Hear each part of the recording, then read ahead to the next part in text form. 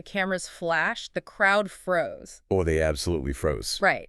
And just like that, Hollywood had a new obsession. Nicole Kidman just broke the girl code. She really did. I mean, nobody saw it coming. Welcome to Starscope Report. Join Jordan and Jamie as they uncover Hollywood drama, music industry shakeups, and viral influencer scandals. From red carpet surprises to social media controversies, we dive deep into the stories behind the fame.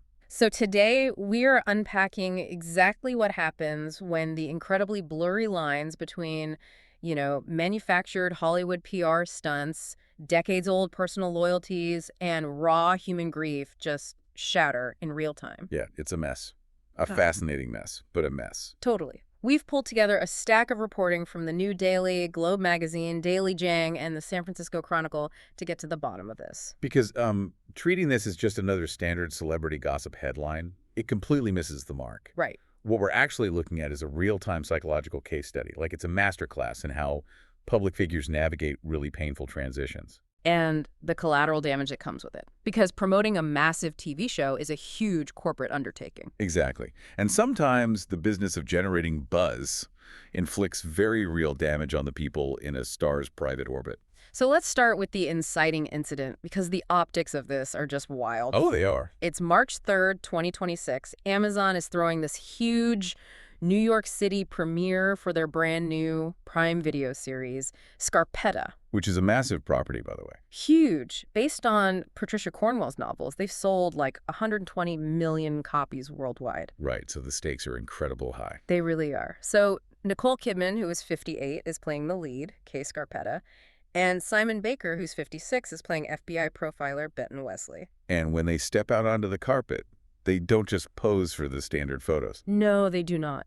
They are holding hands tightly. They're locking eyes. Yeah, and the reporting says they spent the private after-party, like, cozying up and deep in conversation. They stayed physically close the entire night. Which, the context of their working relationship is super vital here. Right, because this isn't their first time navigating a romantic dynamic on screen. Exactly. Back in 2022, they played a married couple in that Apple TV Plus anthology series, Roar. So there's definitely an established comfort level between them. For sure. But what's really driving the public fascination is how they're handling this press tour. It's a total study in contrasts. Oh, big time. Because Nicole is leaning all the way in. She really is. She told the Daily Telegraph that she literally begged Simon Baker to do this show with her. She said, quote, "Our chemistry just vibrates." Vibrates? I mean, wow. I know, such an intense word choice, right? She even called it kismet that he finally agreed. And meanwhile, he was playing the classic mysterious leading man. Totally. A reporter straight up asked him about a possible romance, and his answer was literally just, "I don't kiss and tell." Which, of course, just fuels the fire. Oh, 100%. But okay, let me push back on this fairy tale narrative the tabloids are spinning. Okay, let's hear it. Look at the mechanics of a massive streaming release. Amazon has tens of millions of dollars riding on Scarpetta, right? Easily, yeah. So a red carpet isn't just a place to walk, it's a highly choreographed narrative rollout. Right. Couldn't it be incredibly likely that this whole hand-holding, giggling, chemistry vibrating routine is just a cheesy, highly effective PR stunt? I mean, they're veteran actors. They know exactly how to give the cameras what they want. Exactly. And that tension is exactly why this story is dominating the news cycle.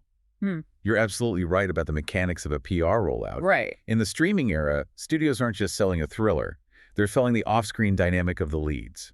The showmance is a recognized marketing tool. It totally is. But what makes this specific situation so fascinating is Nicole Kidman's deliberate control of the narrative. Oh, yeah. What did she say to Variety again? She noted that 2025 had been a quiet year for her, but regarding 2026, she literally said, "Here we go." Wow. Here we go. Yeah.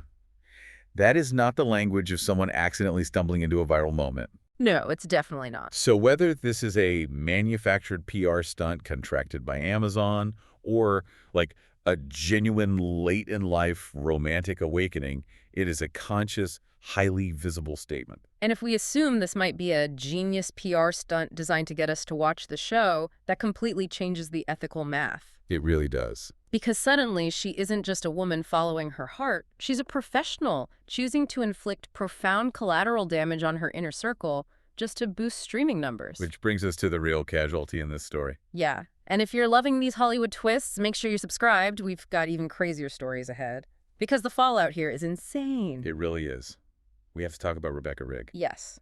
She is 58 years old, and she is Simon Baker's ex-wife. They split up back in 2020. But the jaw-dropping twist here. Oh, this is the part that gets me. Rebecca Rigg and Nicole Kidman have been close friends for over 40 years. 40 years? I mean, 4 decades of friendship in Hollywood is practically an eternity. It is. That means Rigg knew Kidman long before the Oscar wins, before the massive before the entire world knew her name. Wait, isn't Nicole also the godmother to their son? Yes, she is the godmother to Rigg and Baker's 25-year-old son, Harry. Wow.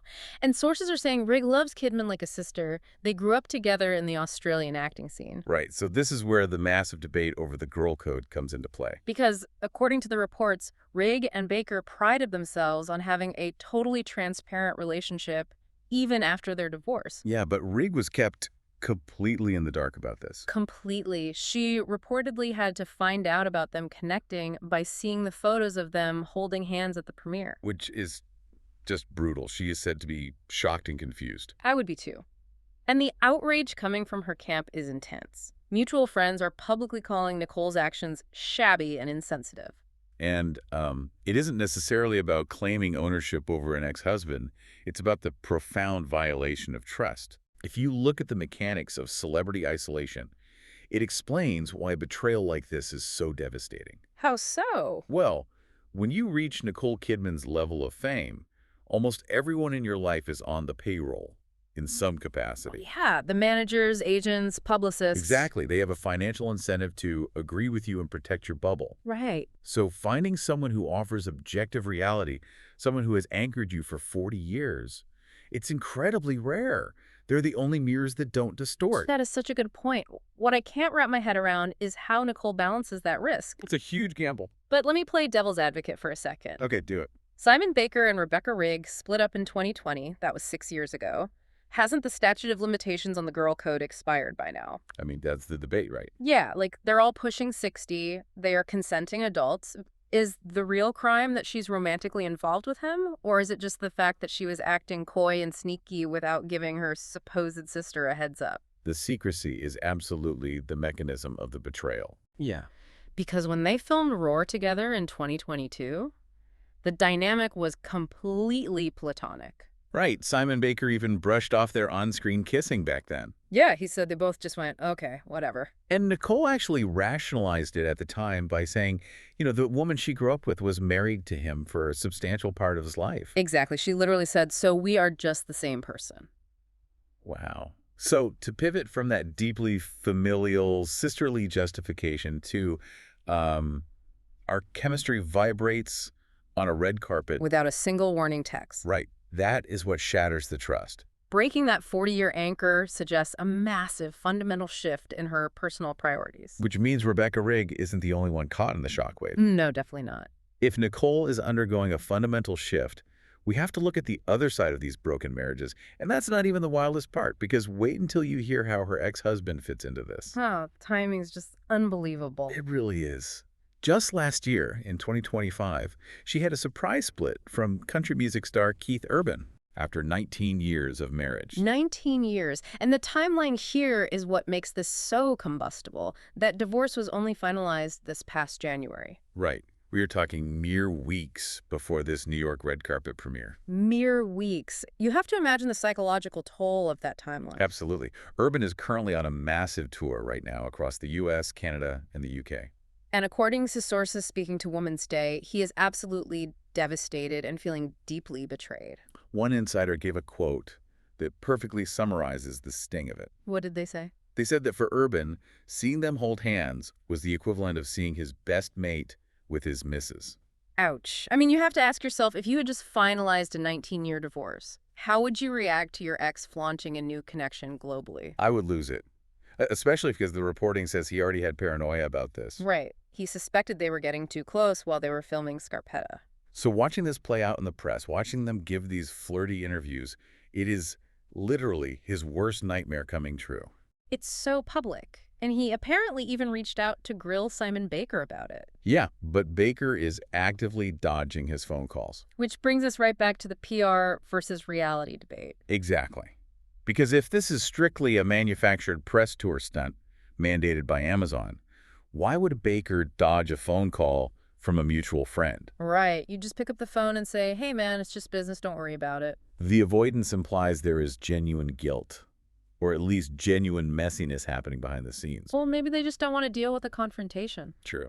Let me throw a scenario at you because we've all seen a version of this in real life. Okay. You know that feeling when someone goes through a breakup and a few weeks later their ex posts a highly curated, outrageously happy Instagram story? Or the revenge post, yes. Right. They're at a beach club, laughing a little too hard with someone new.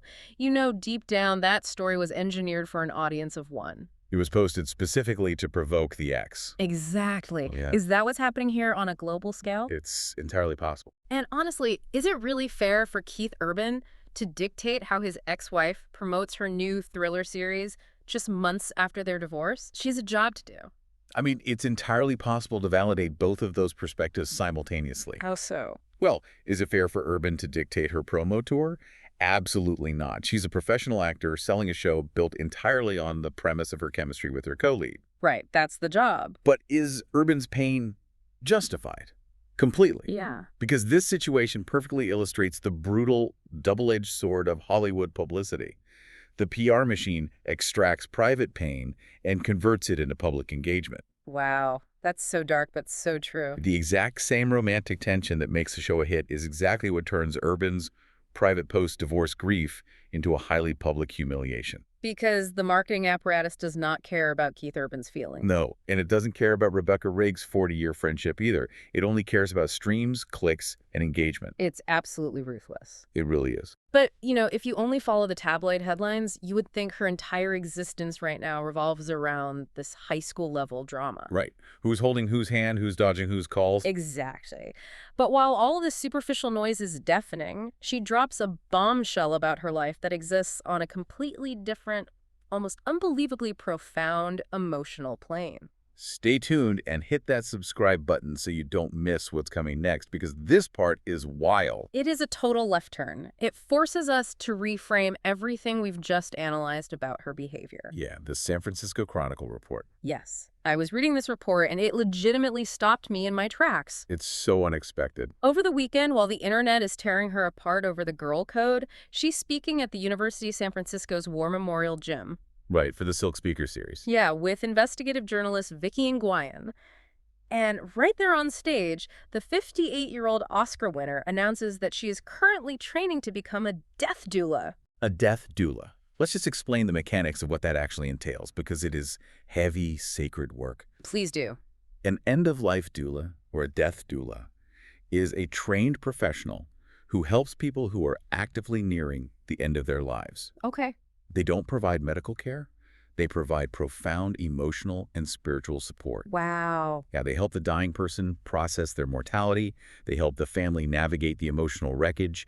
And they literally sit with people in those final moments. So they don't have to face death alone. Exactly. And she explained exactly why she's seeking this out. In 2024, she lost her mother, Nicole Kidman. Right.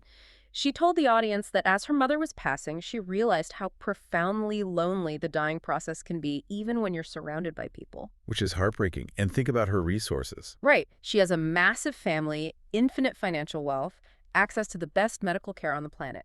But she said everyone was so caught up in the logistics of caretaking, balancing their own careers, and the prior loss of their father, that she wished for something else. She said, quote, "I wish there were people in the world who are there to sit impartially and just provide solace and care." So instead of just hiring someone or, donating money to a charity, she is actively doing the coursework to become one of those people. It's incredible. She referred to this training as a necessary part of her own personal expansion. Yeah. It's like she's experiencing psychological sensory deprivation. What do you mean? Think about it. When you spend your entire life insulated by wealth, by assistance, by carefully curated PR narratives, Right. and then you're suddenly hit with the raw, brutal reality of watching your mother die, followed immediately by the collapse of a 19-year marriage, you don't just go back to normal. No, the shock to the system is way too great. Exactly. That analogy hits the nail on the head. When you experience that level of sequential trauma and upheaval, it fundamentally alters your baseline of what matters. The superficial rules of Hollywood society just fade away. Totally. The carefully managed public image, the polite expectations of the girl code, the fear of bad press, they suddenly seem incredibly hollow. You realize that none of it is actually real? Precisely. Yeah. It just evaporates. You Mhm. stop caring about the optics. So you seek out the extremes to prove you're still alive. Yes. Whether that means acting on a long-simmering attraction to a co-star, despite the massive social cost. And the devastation of your inner circle. Right. Or whether that means literally studying the mechanics of death to find meaning. Wow. Both of those actions, the red carpet romance and the doula training, are the actions of a woman who is exhausted by playing it safe. She's desperately searching for something undeniably painfully real. It completely flips the script on how we view celebrity scandals. It really does. It takes a headline that feels trashy and shallow and reveals the incredibly complex, grieving human being underneath it all. Absolutely. So, to pull all these threads together, we have looked at the absolute roller coaster of Nicole Kidman's 2026. It has been a wild ride. We started with the explosive, hand-holding red carpet chemistry that set off a media firestorm. Right. We dug into the mechanics of how that very public display shattered a 40-year friendship and devastated an ex-husband. And finally, we looked at her profoundly moving spiritual pivot toward end-of-life care. It is a powerful reminder that beneath the polished, glossy veneer of Amazon Prime press tours and red carpet flashbulbs, these are real people. They really are. They're navigating profound grief, they're navigating aging, and they're attempting radical life reinventions, while the entire world scrutinizes their every move. As we wrap up this deep dive, I want to leave you with a final thought to mull over. We've spent a lot of time today dissecting how she broke the girl code and how she's manipulating or being manipulated by this massive Hollywood PR machine. Yeah. But consider the psychological toll of her career. When your entire life, for decades, is built on playing pretend for the cameras, hitting your marks and reciting lines someone else wrote for you, do you eventually reach an inevitable breaking point? A point where you have to absolutely blow up the established rules of your life and seek out the most brutally raw experiences imaginable, like risking a 40-year friendship or choosing to sit in the quiet, terrifying rooms of the dying just to feel grounded in reality again. What a profound question to leave on. You've been listening to Starscope Report, where Jordan and Jamie uncover the stories shaping Hollywood, music, and pop culture. Thanks for tuning in, and don't forget to subscribe for more stories that keep the stars shining.